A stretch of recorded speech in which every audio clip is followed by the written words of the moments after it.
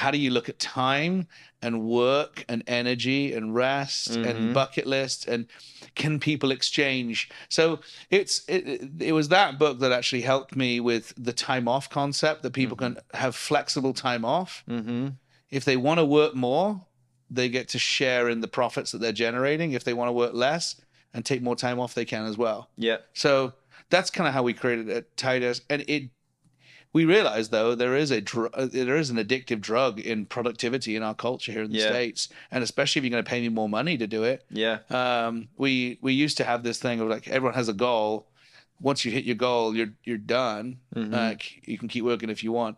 And we had somebody hit their goal by October something for the whole year, and they're like, I'm not actually incentivized to work from here on out. They worked 60-hour work week, and so they stopped working. They didn't work the rest of the year.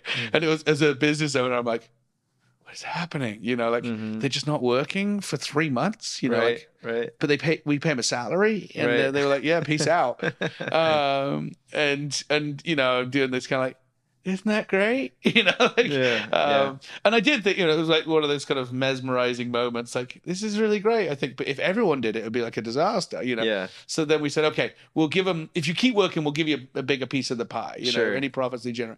But that is an addictive drug. Yeah. In a culture it's quite, a national culture and a company culture is quite, you can get all of the levers go really, really well to create the biggest problem that you're trying to tag. Yeah. And I think we've had a tendency at Titus to do that, to create this machine that people grow. And we say it's in our growth, it's in our DNA, it's in our entrepreneurial spirits. And so we celebrate that versus a number of years back, somebody said, hey, you don't make a big deal about everybody when they hit 100%. You're just celebrating the 150%ers. I'm like, oh, yeah. Like, I worked my tail off to hit 100%. And then I was strategic, and I invested the rest of my time in the things that were really important outside of work, so that I can be 100% inside work. And we're like, oh, we got to celebrate that too. So yeah, we're trying to, I mean, I'm like you, I'm a constant learner, seeing how the best ways of doing things, observation, I'm trying to listen to the people. But it is sometimes, people are not always really honest with you. Yeah. Because they don't know what they can and can't say without getting, being seen as a non-company driver. Yeah. I don't want people to think I'm not entrepreneurial or not a high-performing individual. Yeah. So how do we create environments where people can go like, I'm just tired. Yeah. Yeah, it's kind of a paradox. I mean, it's a challenge because certainly we want to celebrate great work and great performance. But, certainly when I was doing life insurance the whole time, on my way to burnout, people were like, yeah, he's doing it. He's breaking all these records, and it was you need to buy some life insurance. It's like you can buy your own. Right. And it's like, that's kind of the worst news is I only worked there for 6 months. So it was like, they hired me, they trained me, and I quit all within a 6-month period of time. And you crushed it like top performer. Yeah. And so it was this like the worst case scenario for both of us, like for the CEO to say, I invested all this time training you, and now I'm just starting to see you crush it, and now you're quitting.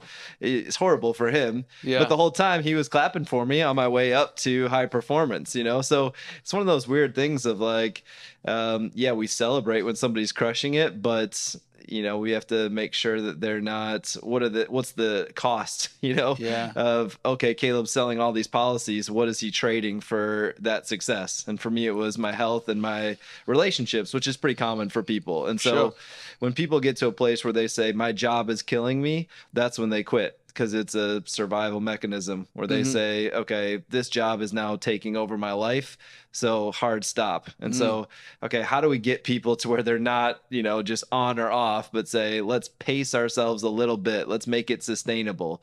And so I don't know that I've necessarily figured out the implementation side of these things. Again, every industry is different, and you're always tinkering with different things. But I do think people need to prioritize rest. And if it doesn't start with the leadership, then you have no chance. Because you could say, Caleb, come in, do this wellness program with us, whatever.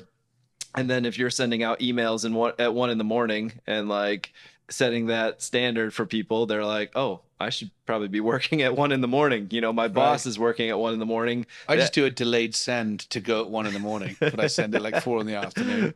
Yeah, to impress people. Yeah. Yeah. Yeah. I'm not That's saying I've never done that.